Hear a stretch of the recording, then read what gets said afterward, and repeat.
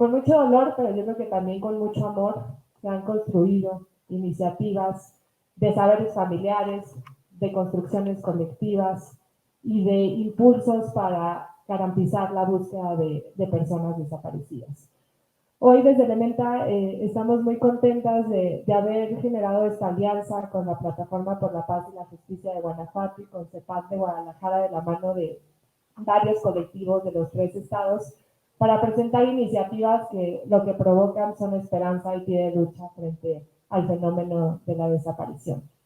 En este espacio lo que vamos a hacer es presentarles estas iniciativas de memoria, iniciativas de incidencia, iniciativas de pedagogía, todas en favor de las familias que buscan a sus seres queridos y también como una posibilidad de reflexionar sobre esta relación entre organizaciones de la sociedad civil y colectivos y cómo podemos ir juntas de la mano y construir procesos para facilitar la búsqueda de personas desaparecidas.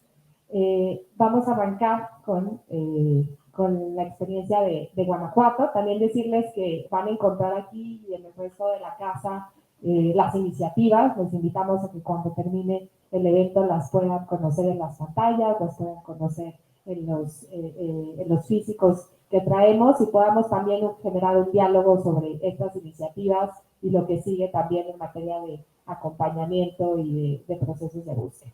Entonces voy a arrancar con el caso de Guanajuato, la Plataforma por la Paz y la Justicia. Tenemos el gusto y el honor que nos acompañe Raimundo Sandoval, representando a la plataforma, y Viviana Mendoza, del colectivo Hasta Encontrarte de Guanajuato.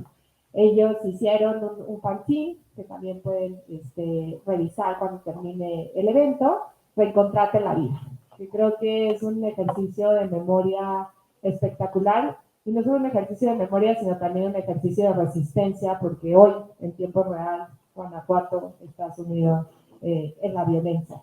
Y creo que más que nunca es importante este tipo de iniciativas de resistencia que nos están presentando las compañías de Guanajuato. Adelante, Raimundo.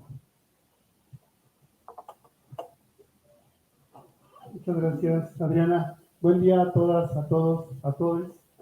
Mi nombre es Raimundo Sandoval, de la Plataforma por la Paz y la Justicia en Guanajuato, que es un proyecto académico y político de acompañamiento a víctimas de violaciones a derechos humanos en la entidad. Un grupo de personas voluntarias, académicos, académicas y personas defensoras de derechos humanos decidimos impulsar este proyecto para sacar el acompañamiento de las instituciones educativas, de las organizaciones de la sociedad civil tradicionales y para hacer un ejercicio de acompañamiento más cercano a las familias. Yo quisiera agradecerle a Elementa y aceptar esta propuesta de trabajo colaborativa. Quisiera enviar, si me permiten, al principio, pues un saludo a las familias desplazadas por la violencia en Guanajuato, que empezamos primero a contarlas con la mano y ahora ya son varias familias que han sido extraídas por la violencia y que han sido desplazadas por la violencia. Es un fenómeno que nos preocupa mucho. Desde acá les enviamos un saludo, sabemos que están conectadas y sabemos que también están viviendo momentos difíciles. También quisiera mandarle un saludo a la familia Cardona Zavala, porque el 27 de junio asesinaron a uno de los integrantes de la familia Cardona Zavala, Jorge Ulises, hermano de Yatzil Misael, desaparecido por hombres armados en León, Guanajuato, en diciembre de 2019, cuya madre fue asesinada 10 meses después. En Guanajuato tenemos al menos 3 personas buscadoras asesinadas en el contexto de la violencia. Tan solo en la administración de Diego Sinue han asesinado a 15,000 personas y hay más de 3,000 personas desaparecidas. Más de la mitad, según nuestros registros, desaparecieron en los últimos 5 años. Guanajuato en este momento es un espacio de disputa por uno de los grupos delincuenciales más mortíferos del mundo, que está compitiendo el espacio con uno de los grupos locales surgido en la administración de Carlos Amarripa, el fiscal general de justicia de Guanajuato. Ya una vez dados estos saludos, quisiera también agradecer a Frontline Defenders, que impulsó este documento que ustedes conocen y que ustedes van a ir revisando a detalle, en un proyecto que denominaron de visibilidad.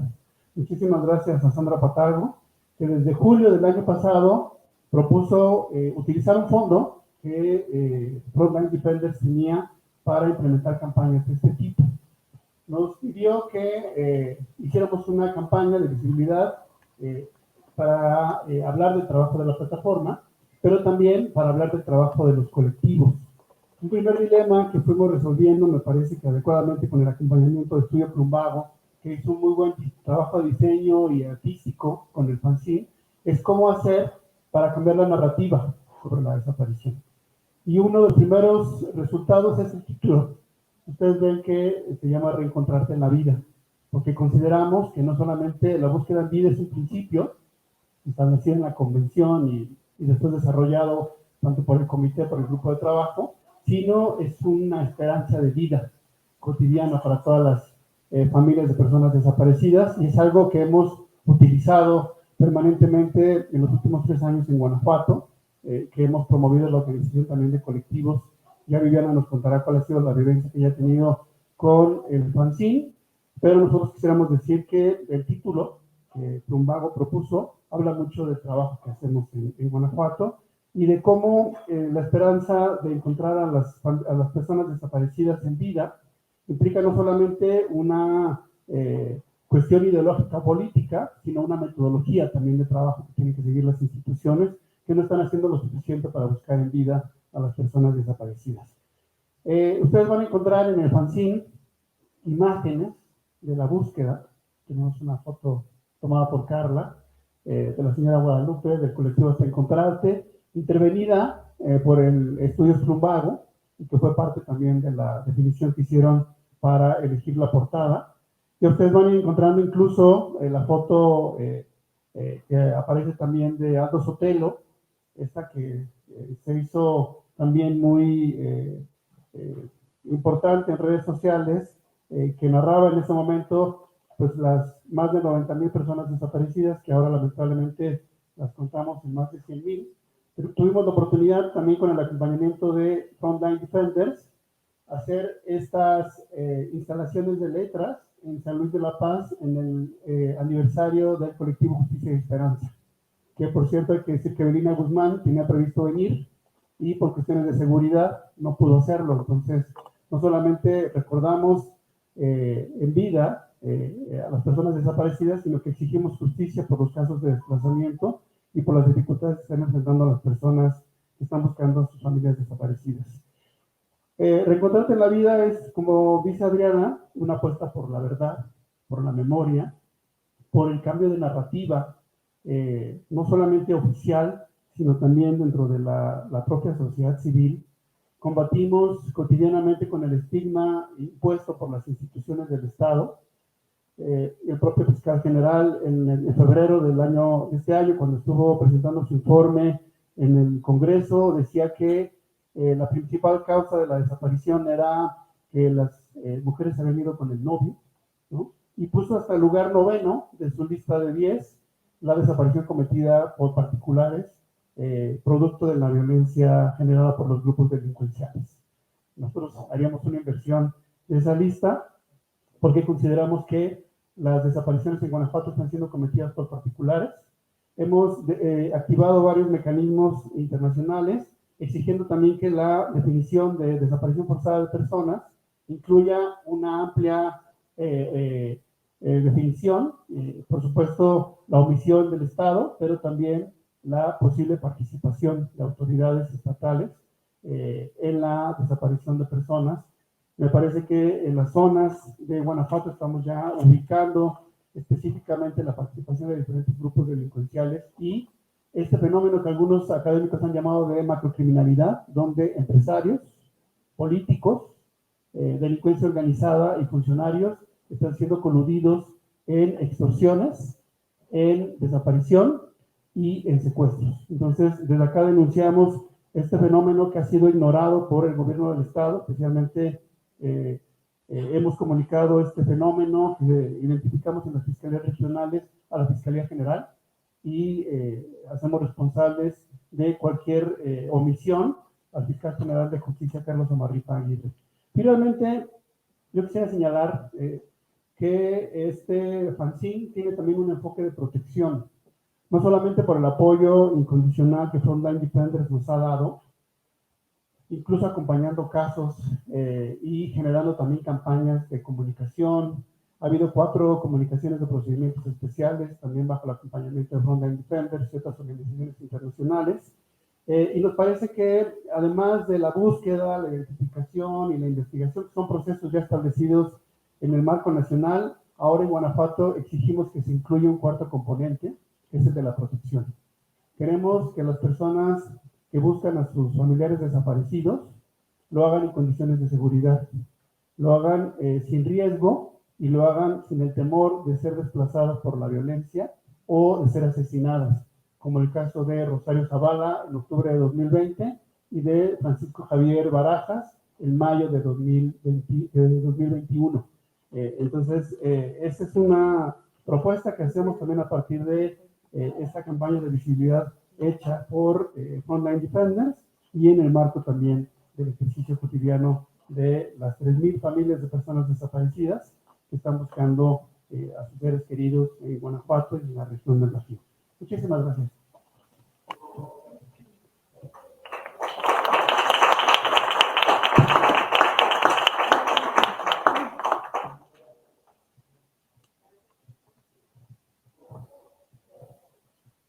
Hola, buenos días. Mi nombre es Viviana Mendoza.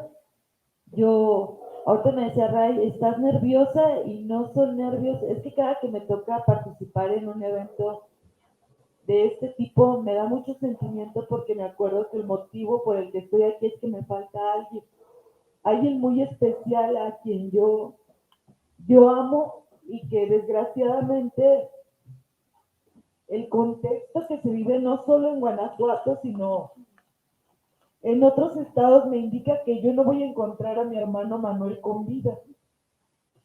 Tengo 4 años en mi búsqueda y todavía tengo esa utopía de un día volverlo a abrazar o volverlo a ver a la cara, volver a escuchar su voz o simplemente dialogar con él. Y cada que estoy en un evento así que me toca participar, como que siento palpable otra vez el por qué Viviana está aquí. Y todo lo que ha pasado en estos 4 años de búsqueda, que sí le doy gracias a la vida de las compañeras que he conocido, de personas que nos han acompañado en todo este trayecto, que nos han enseñado tanta cosa acerca de la ley, acerca de políticas públicas, acerca de la memoria, de la justicia transicional, de la verdad, de tantas cosas que nos han enseñado, pero al final de cuentas siempre caigo a lo mismo. Estoy aquí pues porque me desaparecieron a alguien hace 4 años, cuando en Guanajuato no conocíamos esta realidad que ya vivían en otras partes del país.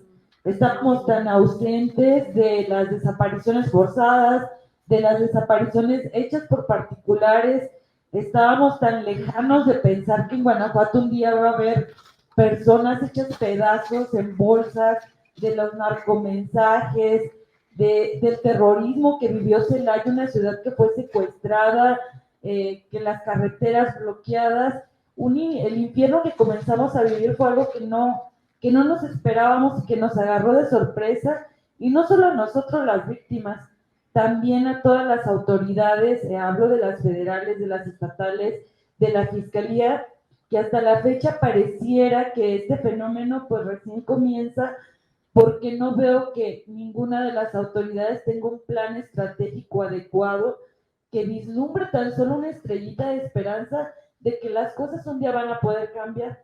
Y ya no hablando tan solo o del país, sino del mismo estado de Guanajuato.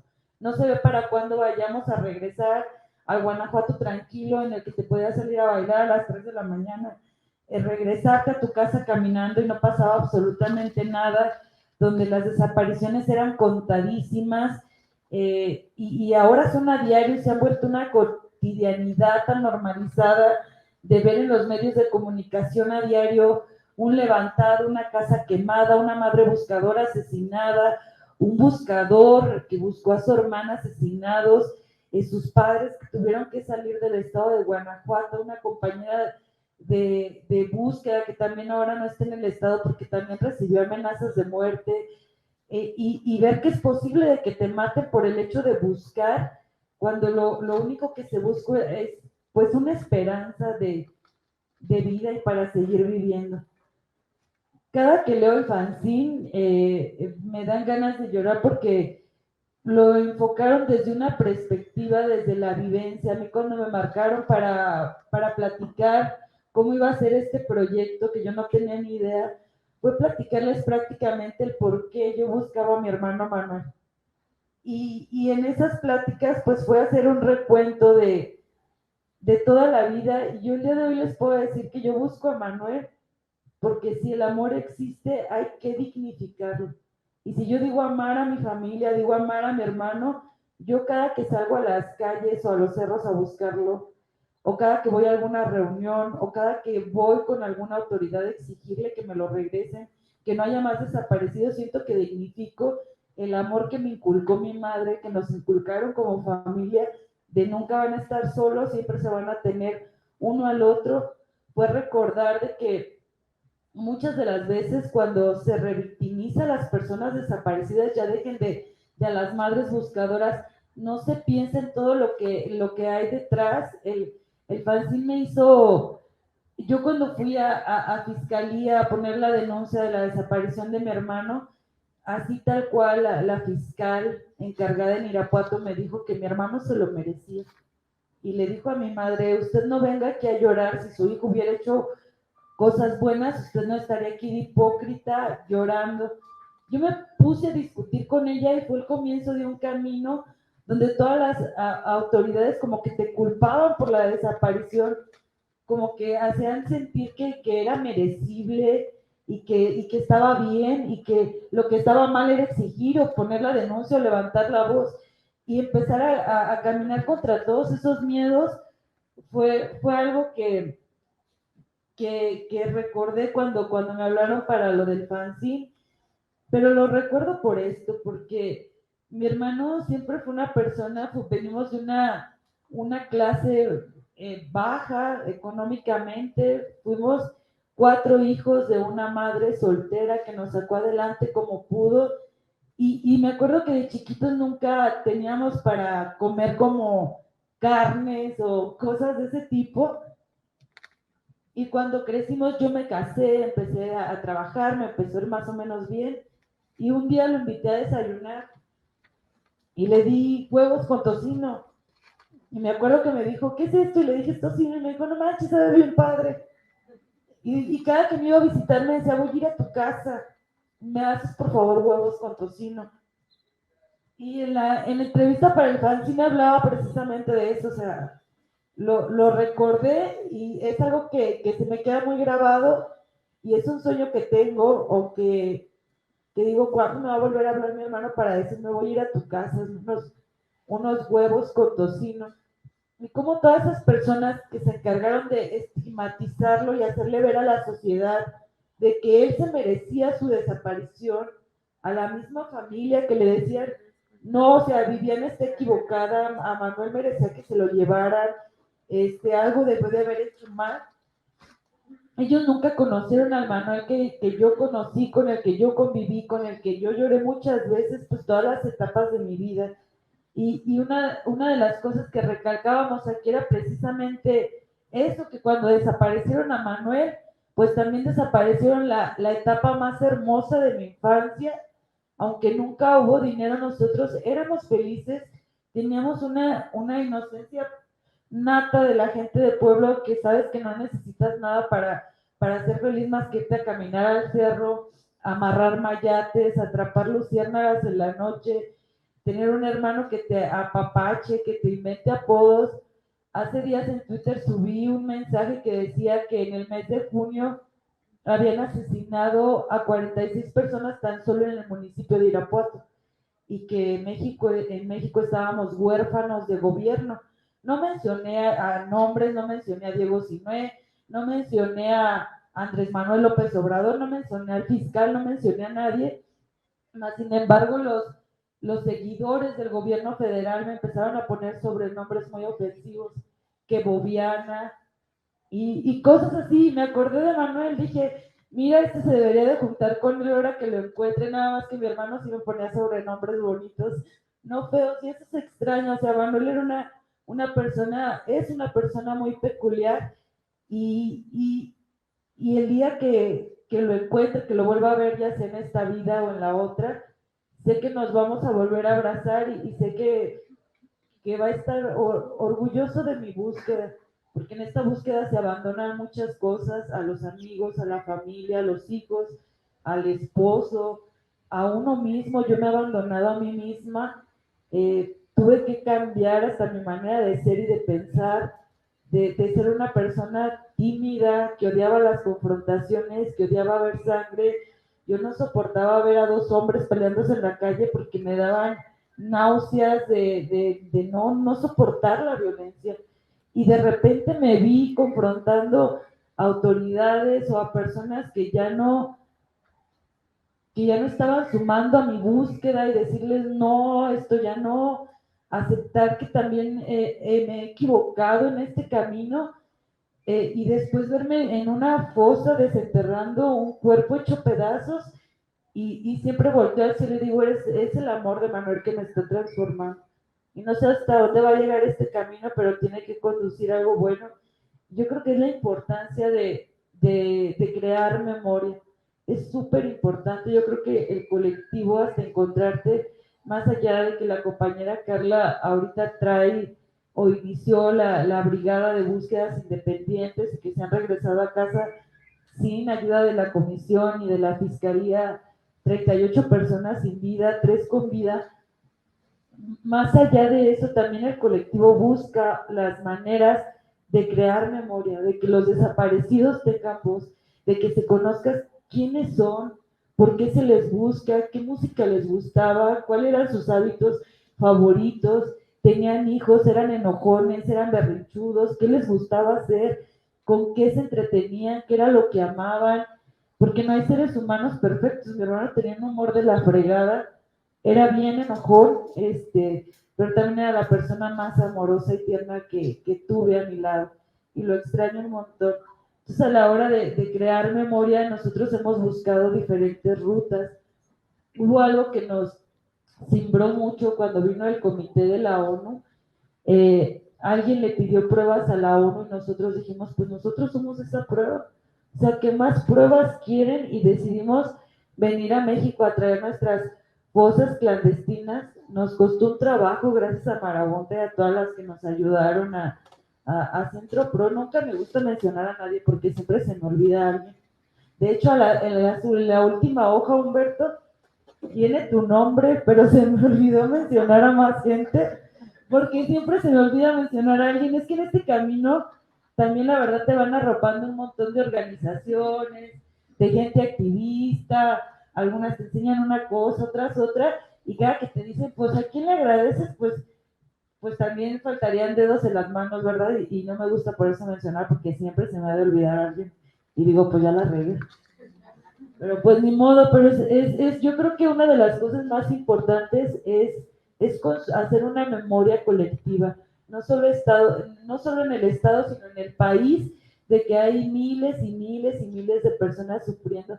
Tan solo el mencionar la cifra de 100,000, más de 100,000 personas desaparecidos, fuera para que nos enchinara la piel, no solo a los que buscamos a alguien, sino a toda la sociedad en conjunto. O sea, ¿en qué mundo estamos viviendo? ¿Qué estamos dejando a nuestro paso?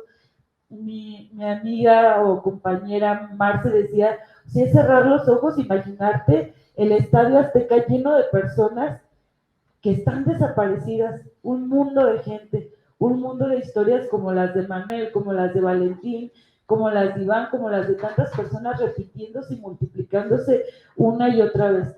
Y lo más triste es que cada que uno quiere levantar la voz o hace la exigencia, se olvidan las autoridades que a mí, Viviana, no me importa su color político, no me importa si es verde, si es azul, morado, rosita, naranjado, que se les olvida que son una autoridad, que nos deben a estas personas desaparecidas y que de todos son responsabilidad, y que a las últimas nadie está haciendo lo suficiente para encontrarlos. porque a pesar de que han nacido cosas buenas, como lo es el MEIR, como lo son tantas cosas que también fueron impulsadas por otras víctimas de la República Mexicana, no se ve para cuándo se acabe el problema de la desaparición y de la violencia. Veo con tristeza cómo cada vez se va haciendo más normal que mejor caigan otros estados en este tema tan típico de violaciones tan graves a derechos humanos, y no que los que ya estamos viviendo este infierno pues se erradique o las cosas puedan llegar a cambiar. Como cuando le exiges al PAN, te culpan de ser de que si eres afín a lo federal, y si vienes a exigirle al federal, te culpan que si ya te compraron los locales, y te meten en su juego político y queda las últimas uno sin armas. Es cansado todo este camino. Yo solo les diría a todos estos funcionarios públicos que uno tampoco los quiere en su vida, que uno tampoco los quiere para tomarse una foto con ellos ni para reunirse con ellos, que yo quiero pasar los fines de semana con mi hermano Manuel, con mi madre, con el hermano que aún me queda, con mis hijos, y que es obligación devolverme a mi hermano para, si ellos no me quieren volver a ver la cara nunca, pues no la volvemos a ver. Pero hay que hacer cambios estructurales en todo un sistema corrupto que está dejando las calles llenas de sangre, de recuerdos tristes, de miedo, de ausencias, de orfandades, y de una generación que viene nueva, llena de tantas cosas tan graves que pasan todos los días en las calles. Y pues ya no me alargo más. Muchas gracias a... Es que no lo sé pronunciar, ahí bien el nombre. Frontline, por recalcar aquí las vivencias de mi hermano, de por qué lo busco, y de crear memoria para que no se nos olvide pues a las víctimas, a las buscadoras, a las sujetas de derecho de por qué estamos aquí. Yo también quisiera mandarle un abrazo especial a la compañera que por seguridad no puedo mencionar su nombre, que tuvo que salirse hace poco del estado de Guanajuato por amenazas de muerte. Un abrazo, fortaleza, y que hasta que la dignidad se haga costumbre, que espero que pronto pueda regresar a su casa, a los padres de Javier y de la maestra Lupita. Un abrazo también donde quieran que estén, y gracias por todo lo que nos dieron en las búsquedas en campo. Y pues a las familias de las madres buscadoras que han sido asesinadas, darles las gracias por tener una madres tan hermosas que nos acompañaron en todo ese trayecto de sembrar justicia en Guanajuato, y que también gracias a ellas el día de hoy hay muchos avances en el estado de Guanajuato, que no fue lo suficiente porque tuvieron que pagar con la vida, pero que acá sigue un grupo de mujeres firmes hasta que los encontremos a todos y todos regresen a casa.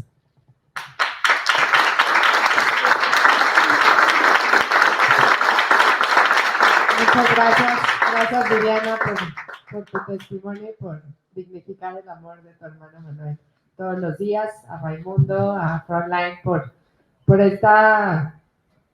este proyecto de memoria. No tenemos que dejar la memoria colectiva, no nos la pueden arrebatar, no nos pueden arrebatar. La solución definitivamente no son las leyes punitivas. Hablábamos ahí con Sergio ayer de la importancia de la memoria todos los días, hay que nombrarles todos los días, y también no hay que soltar a Guanajuato. Buscarlo puede costar la vida, entonces aquí estamos también desde Ciudad de México y desde otros estados para no soltarles y acompañarles en esta búsqueda. Ahora también me acompañan, también tenemos el gusto de recibir ahora desde Jalisco a CEPAD, a Ana Carolina, quienes han conformado una herramienta de pedagogía espectacular, replicable a todos los estados, tus derechos. Y también nos acompaña Mónica Chavira Delgado del colectivo Por Amor a Ellos, que fue fundamental para la construcción de este micrositio. Adelante.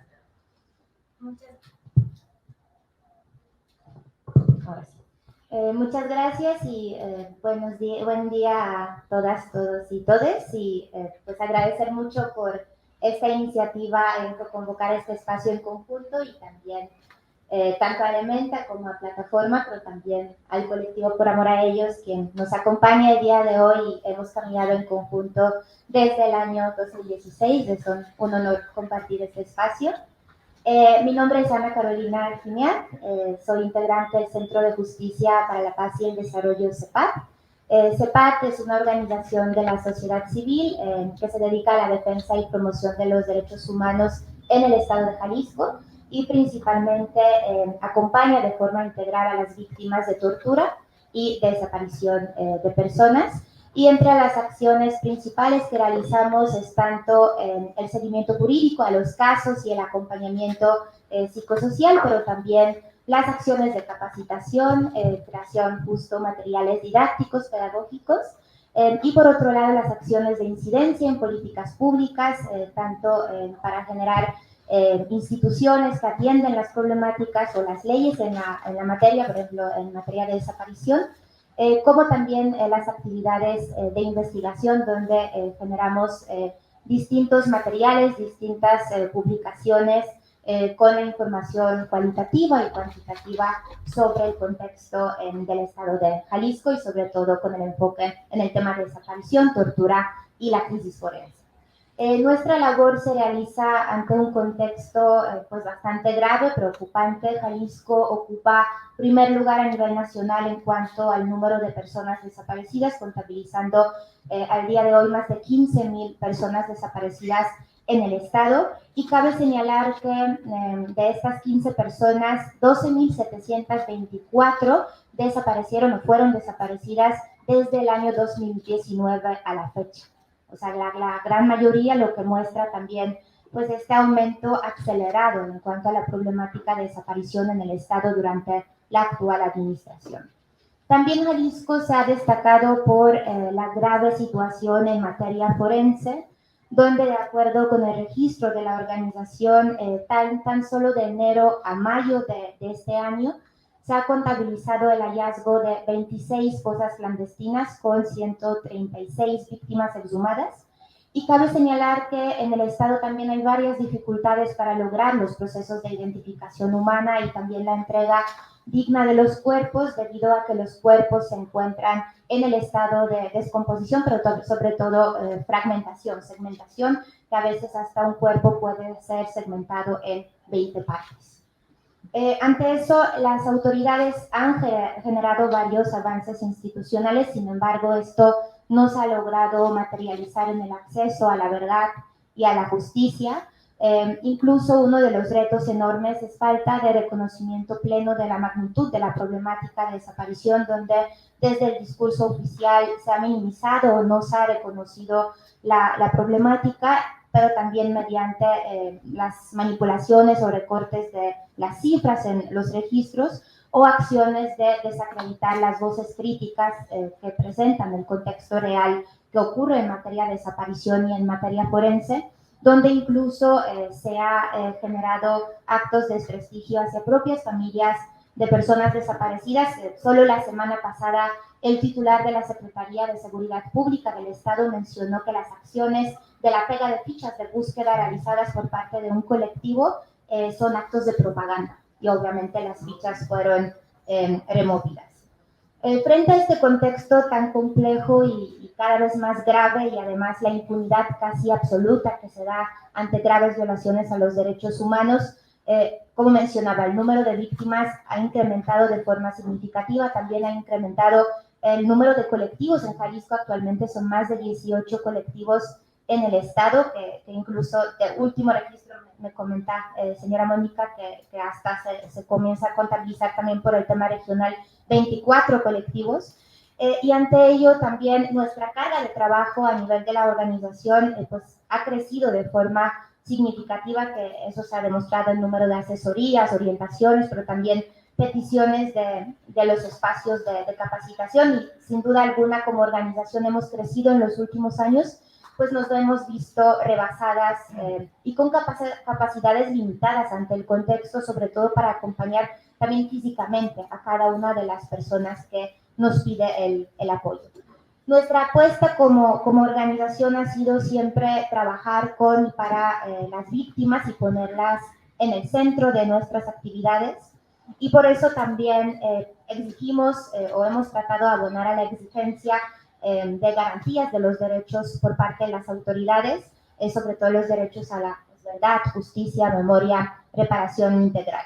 Y en ese sentido también hemos tratado de orientar a las familias sobre sus derechos, sobre los pasos a seguir para exigirlos mediante asesorías, charlas, talleres a lo largo de los últimos años, pero esto no ha sido suficiente. Por eso tratamos de pensar, de buscar alguna herramienta que realmente pudiera ser accesible y que pudiera difundir la información relevante para las víctimas de desaparición, de tortura o personas privadas de la libertad y sus familias, y que se pueda contar con el mismo o mínimo piso de información y conocimiento de derechos, y así las familias pudieran sentirse más seguras, más fortalecidas y sobre todo poder exigir sus derechos de forma autónoma, sin depender de otra organización o sin tener que contar con el apoyo de personas abogadas. Otros motivos también que nos han generado esta reflexión de necesidad de construir una herramienta ha sido también poca accesibilidad de las instituciones, las deficiencias claramente en la atención que se ha brindado a las víctimas, pero también la falta de información sobre los servicios que brindan las autoridades, pero sobre todo quienes nos han inspirado y motivado para realizar este esfuerzo han sido las familias planteadas sus necesidades y sus exigencias, quienes justo estaban buscando por años contar con información clara, precisa sobre las autoridades y los procesos que pueden emprender ante ellas. Desde este impulso de las familias y a partir también de nuestra experiencia, nuestros aprendizajes, apostamos a construir un micrositio que nombramos Tus Derechos, que contiene información detallada, que explicaré a la brevedad después de la intervención de señora Mónica, que construimos justo como mencionaba con base en las necesidades de con quienes caminamos, con quienes trabajamos en conjunto desde años, partiendo también siempre del reconocimiento de su lucha y del ejemplo de su labor. Y justo en ese sentido me gustaría pasar la palabra a señora Mónica Chavira, quien es integrante del colectivo Por Amor a Ellos, quien es mamá de Diego, esposa de Jorge, quienes desaparecieron el 19 de septiembre de 2013, y mencionar que justo este micrositio no sucedería sin su impulso, sin la confianza brindada, sin sus recomendaciones, cuestionamientos a veces bastante duros, que siempre hemos tratado de colocar para que puedan orientar nuestra labor y pues nos dan pulso y claridad. Y pues esta plataforma representa este trabajo a mano con las víctimas y cómo podemos seguir aprendiendo de acompañar de la mejor manera. Le paso la palabra. Bueno, yo soy Mónica, soy de Guadalajara, formo parte de las familias de Por Amor a Ellos. Desde el 2016 empezamos 8 familias de larga data y hasta la fecha somos 50 familias las que conformamos el colectivo, en el cual pues todas empezamos desde el 2013 nuestras desapariciones hasta el 2018, por eso nos consideramos larga data, y creo que somos las familias que hemos impulsado la política pública para unas leyes y nos han arropado siempre en CEPAD y siempre han estado con nosotros en el sentido de que cada que decimos algo o alguna necesidad como familia y que no somos escuchadas por las autoridades, ellos han tenido ¿cómo se podría decir? La habilidad de documentar para poder expresar y convertir en ley y una herramienta donde nosotros, como familias de larga data, poder asesorar a las familias nuevas que se acercan a nosotras y no tener que estarlas molestando, porque independientemente de que siempre nos han arropado, ellas, el CEPAC siempre ha acompañado a las familias de todos los colectivos de Guadalajara y independientes también. Entonces para ellas no hay color de camisetas ni nombres de colectivos, y lo que se va a hacer que es una cosa maravillosa. Y generalmente a las familias que tenemos más tiempo en la búsqueda son todas esas personas nuevas que empiezan a vivir esto, son cuando se nos acercan, y a veces nosotros no sabemos cómo responder porque nosotros no pedimos estar de este lado, no somos abogadas, y a través de los años hemos aprendido a cómo defendernos. Entonces siempre hemos pedido que las autoridades digan cuáles son nuestros derechos, y ellas tuvieron la amabilidad de hacer esta plataforma para que desde un celular puedas indicar qué documento necesitas, descargarlo y poder presentarlo al hacer una denuncia. ¿Qué hacer las primeras 24 horas? ¿Qué documentos llevar? La ley especial de declaración de ausencia, tus derechos como víctima, qué necesitas para poder acceder a los beneficios de SEAP, la protección de la persona víctima de desaparición, así como de sus familias, y están explicados de una forma didáctica todo lo que se necesita para poder defender todo lo de la persona que está desaparecida, así como de sus familias. Entonces, es tan importante ustedes como familiares de personas desaparecidas saber los derechos que se tienen. Hay una ley de víctima general a nivel nacional, pero creo que todas las leyes se tienen que homologar según sus estados. A nosotros nos costó muchísimo trabajo lograr la ley de desaparición por particulares y desaparición forzada, porque generalmente las desapariciones en Jalisco son desapariciones forzadas porque pues el gobierno está involucrado y además creo que como responsabilidad del gobierno que nos tiene que cuidar, todas son desapariciones forzadas para mí. Entonces, esta herramienta que creó el CEPAD es una herramienta para las personas, por ejemplo, en las regiones que no tienen acceso a ninguna información, que con su celular y crédito de internet puedan saber cuáles son sus derechos y cómo defenderse. Porque cuando tú llegas a una denuncia, son tan cínicos, que te ven tan vulnerable, que se burlan de ti, y como te ven tan que no sabes qué hacer, se aprovechan de tu dolor. Entonces, yo creo que saber te da poder y saber te da saber exigir y que no te vean la cara, porque todo el mundo se burla de ti, te revictimiza y creo que es lo más terrible que podemos vivir nosotros. El colectivo generalmente se dedica a la cuestión forense porque estamos rebasados. Entonces nosotros como familias vamos al Instituto Jalisciense de Ciencias Forenses y tomamos todas las características físicas de las personas desaparecidas que están ahí y las documentamos y las hacemos, las características las escribimos porque no podemos tomar fotos de los cuerpos porque no está permitido.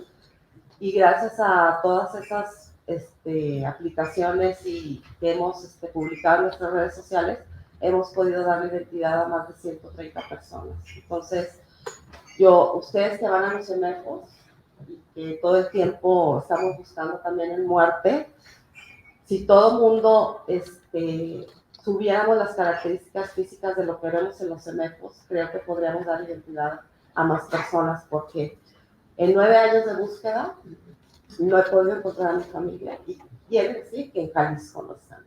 Entonces pueden estar en un CEMEFO de cualquier lugar de la República. Entonces, si compartiéramos esos datos de los forenses entre todas, creo que podríamos dar identidad a más personas, porque hay más de 55,000 restos humanos que necesitan ser identificados. Gracias.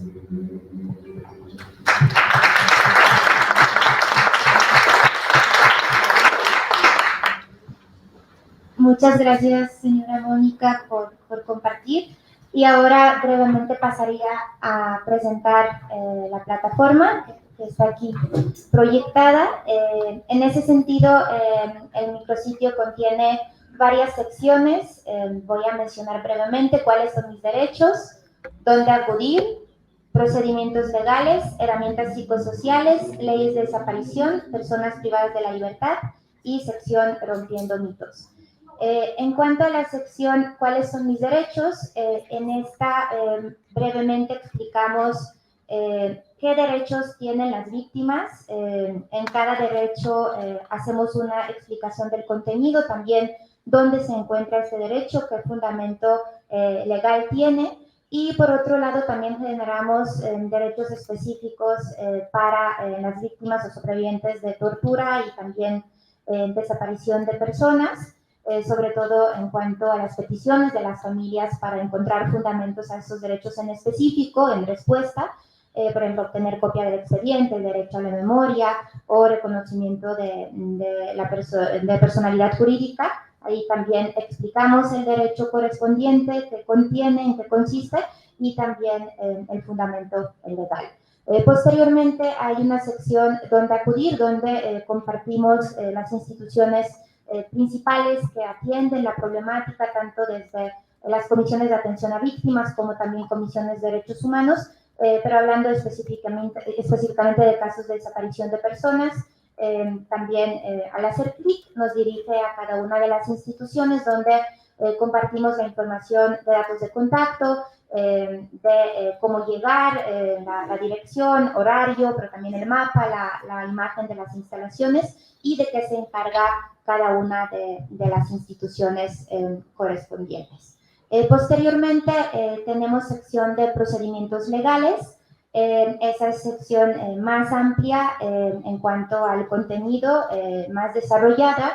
Dentro también tenemos desglosados los procedimientos por casos de tortura y desaparición de personas. En ese sentido, para desaparición de personas, partimos de una especie de flujograma donde generamos los pasos a seguir frente a una desaparición de personas con pues ciertas advertencias, recomendaciones, recordatorios, temas de seguridad, acompañamiento psicosocial, y más abajo se encuentran los procedimientos que describimos, por ejemplo, denuncia y proceso penal, donde colocamos la información sobre cómo presentar la denuncia, qué es denuncia, quién es el agente del Ministerio Público, todas las etapas del proceso penal, cómo presentar el reporte, queja, amparo, procedimientos internacionales ante el Comité contra la Desaparición Forzada, o, por ejemplo, declaración especial de ausencia por desaparición, que igual brevemente mostraría,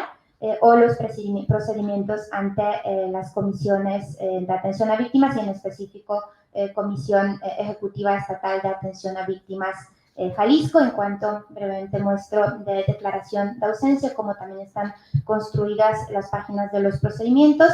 Por ejemplo, para declaración de ausencia, ahí marcamos, por ejemplo, los requisitos, documentos que se necesita o dónde puede iniciarse el trámite. Y posteriormente generamos también una especie de flujograma, cuáles son las etapas del proceso de solicitar la declaración especial de ausencia por desaparición, finalizando también con un formato que se pueda descargar, donde las familias pueden utilizarlo dentro de ese formato. Igual no se está cargando, pero igual lo voy explicando.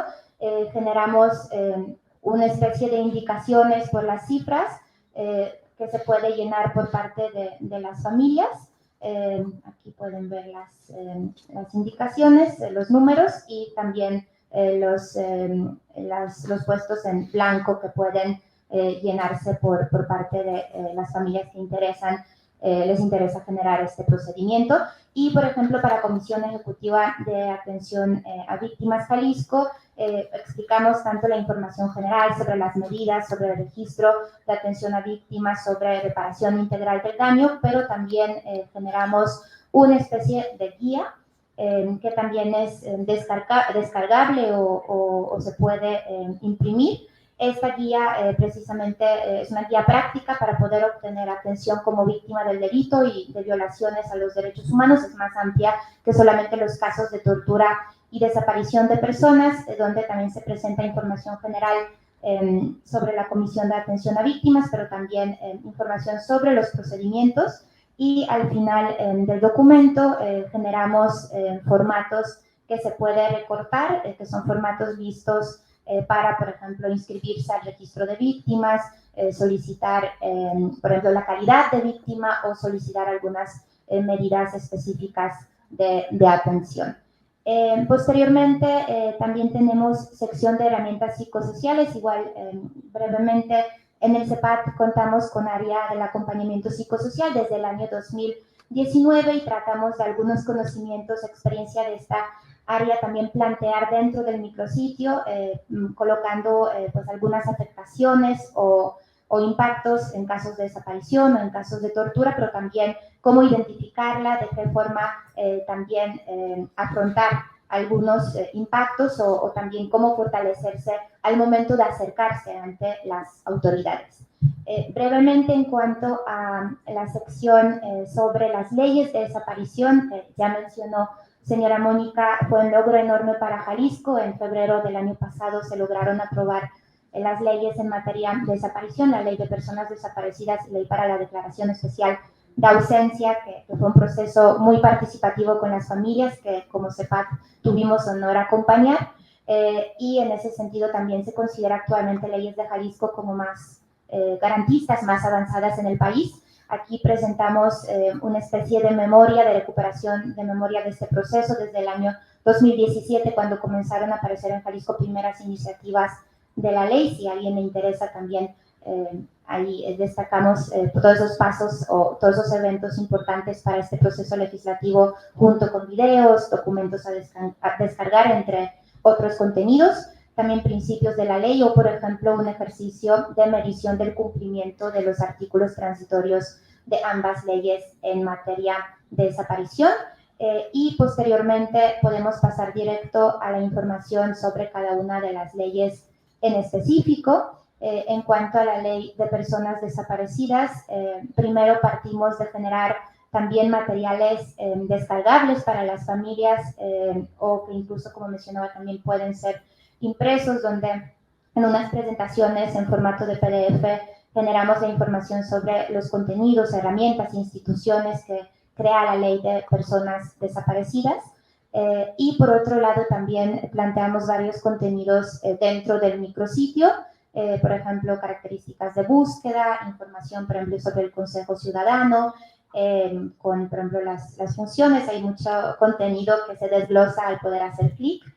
O, por ejemplo, información sobre los registros, donde se explica finalidad de cada uno de los registros, o, por ejemplo, las características de qué forma deben de ser diseñados los registros en materia de desaparición, entre otros contenidos. Y también, al igual, declaración especial de ausencia, generamos también la información tanto del material descargable, que es material que utilizamos nosotras para los talleres, por ejemplo, como organización, pero justo también la finalidad que es que pudiera ser autodidáctico para las familias.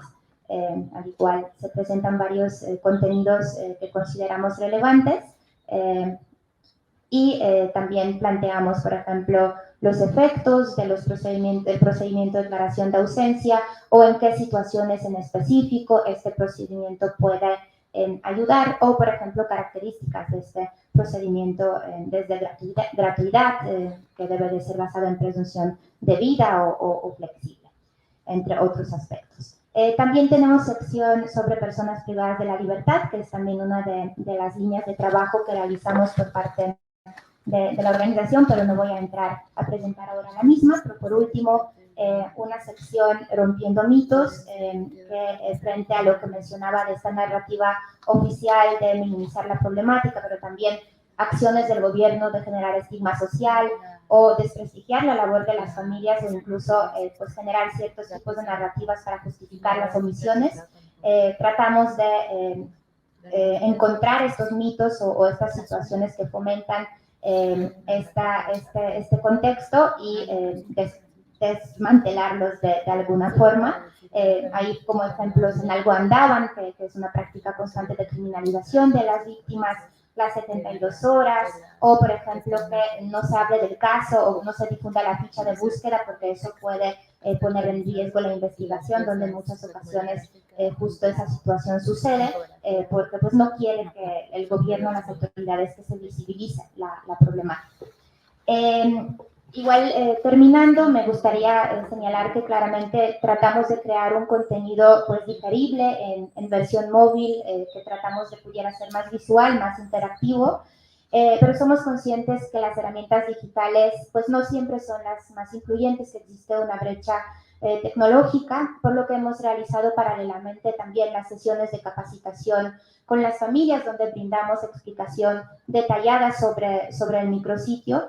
Y claramente ahora uno de los pasos a seguir es generar también los espacios más prácticos de compartir ya con los formatos, para que las familias pudieran emprender o comenzar a emprender sus procesos por su propia cuenta. Y ese micrositio, la apuesta es que pudiera ser estar en constante desarrollo. A mediano plazo nos gustaría sumar a este micrositio también otras herramientas que pudieran generar el acceso aún más fácil al conocimiento y de mayor alcance. Pensamos, por ejemplo, crear una aplicación o un chat de WhatsApp tipo bot, donde pueden ser programadas las respuestas automáticas por parte de personas profesionistas en derecho y el acompañamiento psicosocial. Y pues nuestro objetivo, finalizando, es que los conocimientos de las víctimas puedan seguir en aumento, pueden fortalecerse y que estas herramientas puedan tener uso real y verdaderamente servir para la exigencia de los derechos, que esta información pueda compartirse en concreto, hablando para las familias, pero también, como mencionaba señora Mónica, entre las familias, que pueda también servir para los procesos autónomos de los colectivos. Las familias son agentes de cambios, su perseverancia, su valentía ha fomentado los cambios trascendentales en el país y en el estado de Jalisco.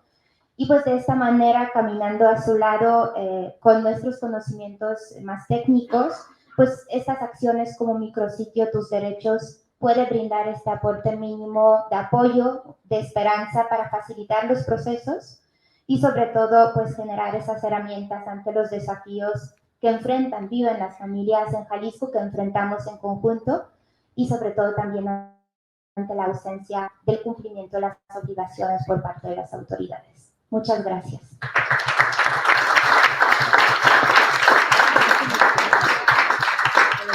Muchas gracias a Ana y a Mónica, porque son un ejemplo de cómo democratizar el saber y cómo democratizar la búsqueda ante un Estado que revictimiza todos los días. Creo que Jalisco es un gran ejemplo de perseverancia y todo lo que han logrado y que también pueden fortalecer con los otros colectivos y los otros estados. Muchas gracias. Y bueno, finalmente la experiencia de Baja California, que la presentará Renata de Miquelis, nuestra directora en México de Elementa, y Mireya García del colectivo Siguiendo Tus Pasos, un esfuerzo también, un instrumento vivo para mostrar el contexto a veces olvidado del estado de Baja California y la situación de los derechos de las personas desaparecidas, pero también de sus familias. Adelante.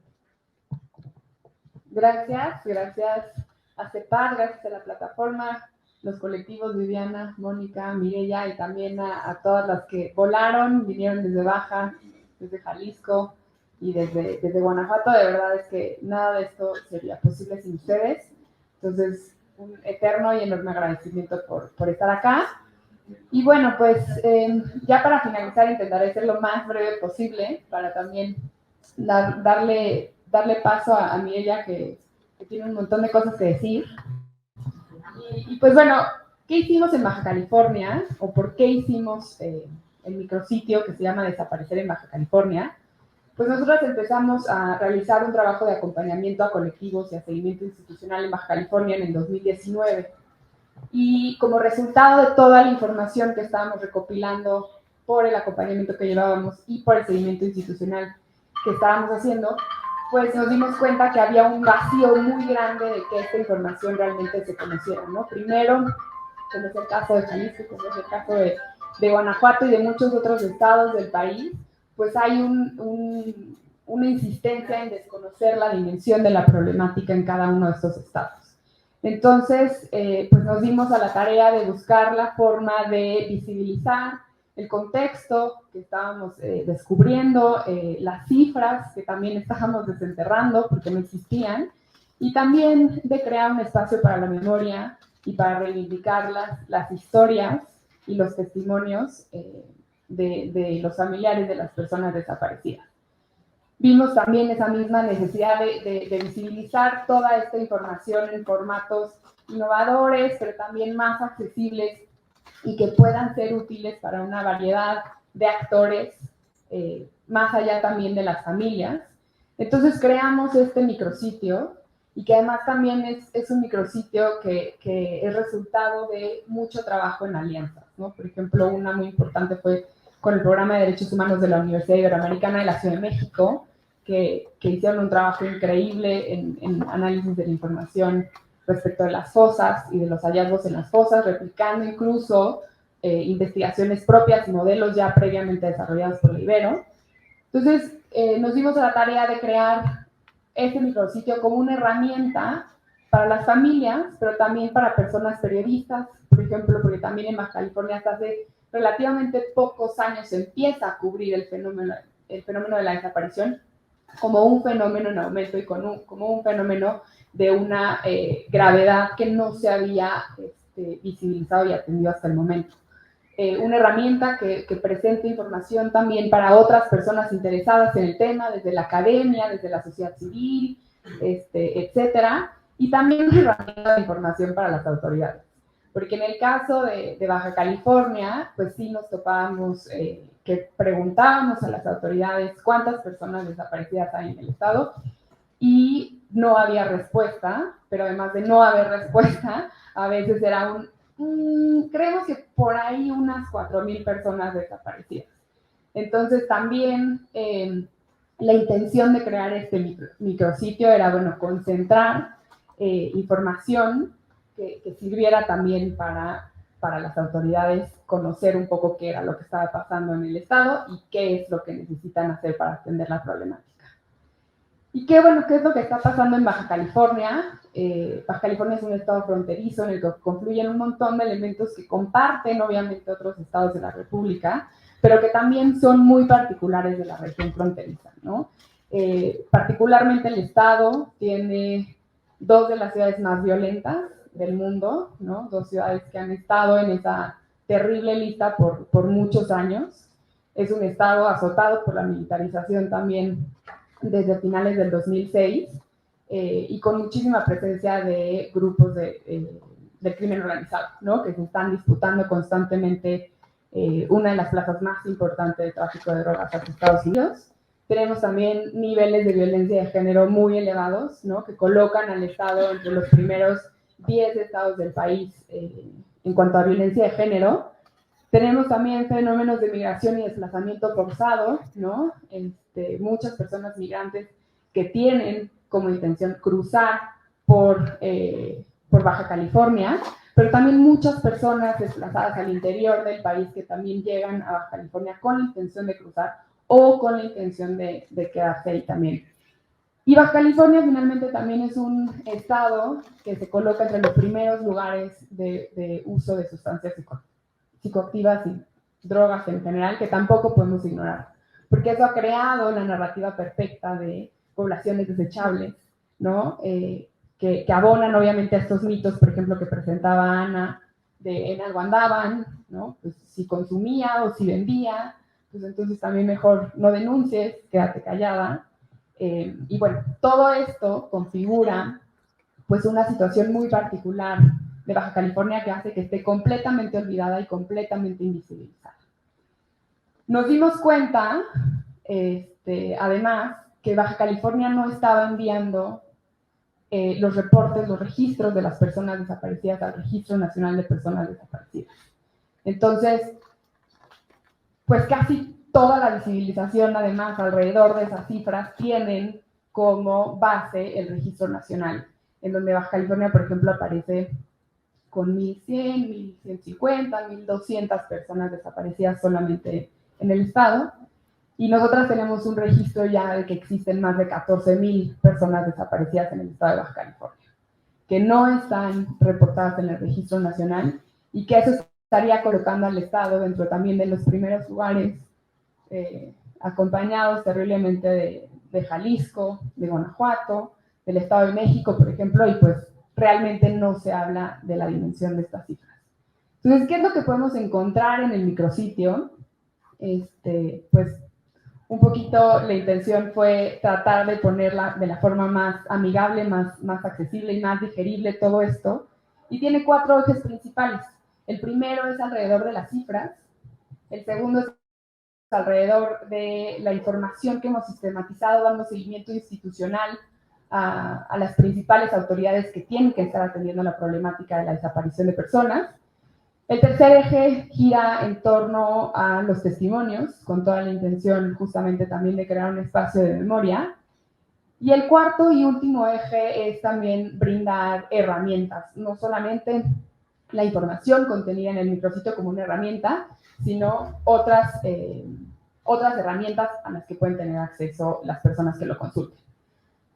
Sobre las cifras, Les decía que en Baja California tenemos esta terrorífica cifra de más de 14,000 personas desaparecidas, que también está alarmantemente en aumento desde los últimos años, particularmente desde 2018. Vemos un pico y las cifras que se disparan enormemente. Tenemos también un registro de 200 fosas.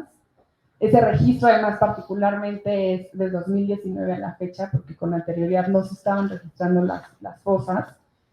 Ahí el Programa de Derechos Humanos de la Ibero hizo un trabajo enorme, porque realmente este registro no es un registro oficial. El registro de las autoridades de fosas ronda, creo que las 50 fosas.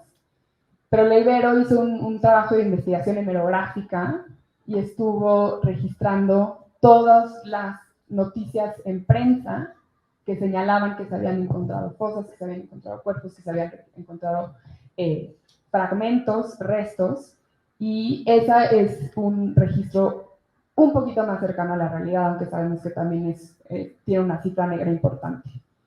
Y Baja California también se coloca dentro de los primeros estados con más cuerpos sin identificar, alrededor de 10,000 cuerpos sin identificar, cifra que sigue creciendo.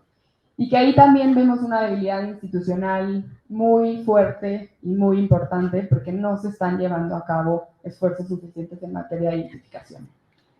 Y que si volteamos a ver un poco las cifras, si tomamos los 14,000 personas desaparecidas y sabemos que tenemos alrededor de 10,000 cuerpos sin identificar, pues sabemos que ahí también hay una respuesta importante a todas las preguntas que las familias, quienes las acompañamos, nos seguimos haciendo de qué pasó y dónde están. Y bueno, en cuanto al seguimiento institucional, tenemos apartados en donde damos seguimiento particular a la Fiscalía, especializada en materia de desaparición, a las comisiones locales en materia de búsqueda y de víctimas, y también a la labor que está haciendo la Comisión Estatal de Derechos Humanos. En estos apartados pueden encontrar también desde los datos de las autoridades, a quién hay que dirigir, cuál es la dirección, cuál es el teléfono, cuál es la página web, porque por increíble que parezca, no es información que es fácilmente de encontrar, exacto. Hemos encontrado incluso en Baja California, por ejemplo, que las direcciones que ponen de las oficinas, por ejemplo, de la Comisión Ejecutiva de Atención a Víctimas, la delegación de la Comisión Federal, de la propia Comisión de Búsqueda, no coincide realmente con dónde están. Entonces ahí incluso hay obstáculos increíbles que intentamos por lo menos derribar o minimizar un poco brindando esta información en el micrositio. Hay información también como una especie como de semáforo, dando seguimiento justamente al nivel de cumplimiento de creación, por ejemplo, de registros estatales, de creación del Consejo Ciudadano y también de algunas obligaciones. Tenemos información sobre cuáles son las leyes en la materia que ya están adoptadas a nivel local, que para el caso de Baja California solamente es ley de víctimas y declaratorio especial de ausencia. No tenemos todavía una ley en materia de desaparición. Es un proceso que ha estado muy olvidado, muy frenado, y que no observamos voluntad política para avanzar, y que queremos impulsar desde las organizaciones y desde las familias. Y bueno, pues un poco es un apartado en donde intentamos hacer un jalón de orejas a las instituciones y orientarlas un poquito de hacia dónde tienen que dirigir los esfuerzos.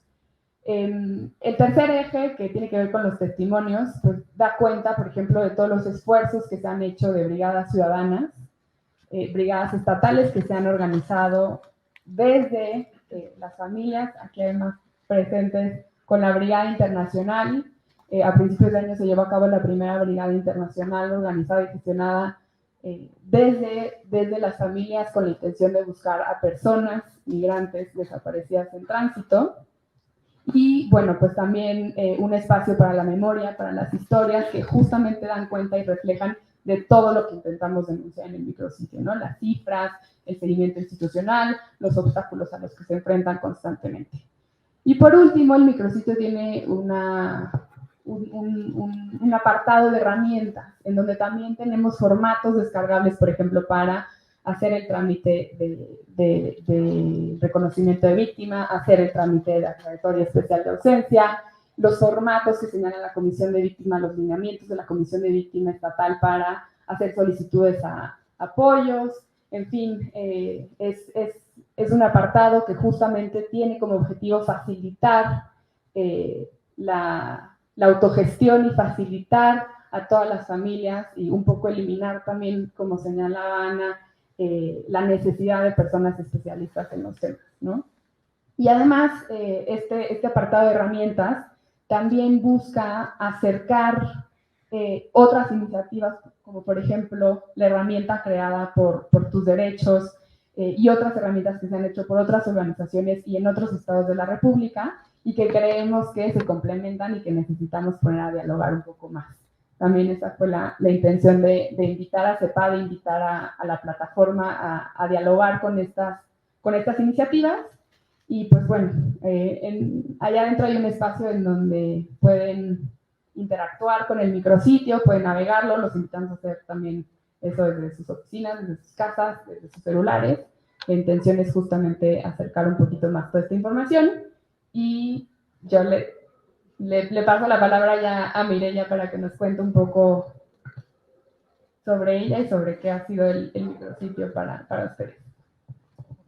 Gracias y buenas tardes a todos y todas las compañeras. Mi nombre es Mireya García Muñoz, soy hermana menor de Ernesto García Muñoz, quien me voy a poner un poco sentimental, pero trataré. Un día como hoy, hace 14 años, a mi hermano lo secuestran. Y bueno, hablando de memoria, es una de la principal motivación para estar aquí frente a ustedes. Sí, por él, porque hoy es el aniversario de la tragedia en mi familia. Me pareció, y cada que tengo la oportunidad de interactuar con compañeras en el movimiento o en otras reuniones, me parece tan triste que lo que expone la compañera, y aquí la compañera del estado de Jalisco también, pareciera que los entrenan a las autoridades, que los entrenan y que ese entrenamiento tiene un éxito rotundo porque nos hacen sentir de la misma manera a todos, ¿no? A todas las víctimas. Entonces, qué padre sería que ese entrenamiento se diera de una manera distinta.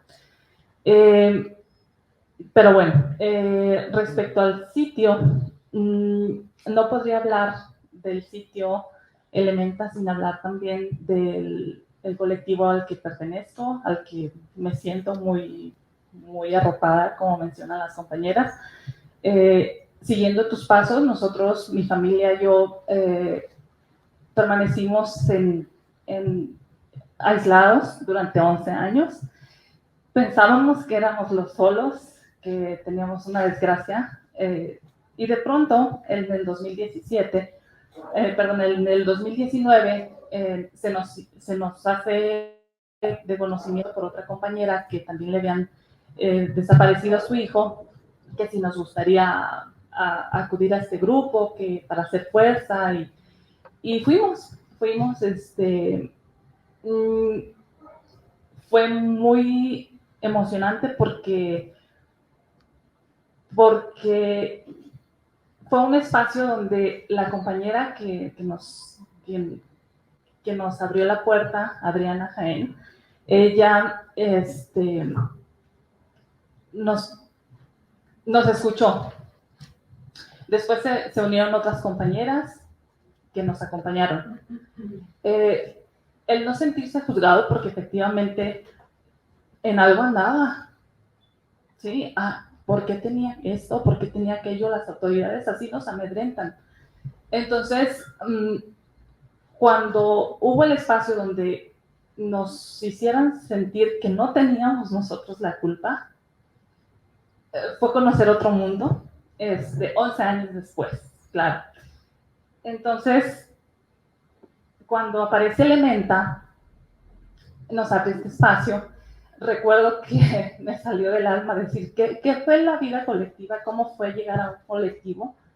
Pues fue un oasis en el desierto.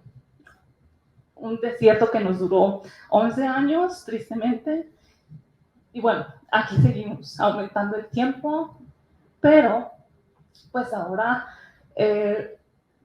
con la certeza de que no estamos siendo juzgados, que no estamos siendo culpados y que, aunque hay un dicho que reza, mal de muchos es consuelo de tontos, valga pues que esos muchos tontos pues parece que están tratando de mover un monstruo, ¿no? Un monstruo que se llama gobierno sin voluntad, gobierno negligente y convenenciero, ¿no? No sé qué más compartir, pero bueno, gracias a las chicas de Elementa, este sitio, nada menos cuando estaba por tomar el avión para México, conocí una chava que me empezó a preguntar que a dónde iba, le empecé a explicar y su expresión en su rostro me fue muy familiar. Ella también tenía un familiar y no han denunciado a pesar de transcurridos 5 años. Entonces, se me ocurre más que, porque uno, pues, como mencionaba la compañera, uno no es abogado, no es experto, bueno, ya tenemos una herramienta, el micrositio Desaparecer en Baja California, y en el estado de Jalisco otro. Le comentaba yo a la chica que tal vez buscara el sitio del colectivo Una Nación Buscándote, porque pues nos tratamos un poco más, y bueno, pues es eso. Yo no puedo a lo mejor ayudar a nadie, pero sí sé decirle a dónde se aboque para que sí reciba agua en medio del desierto. Eso es ayudar.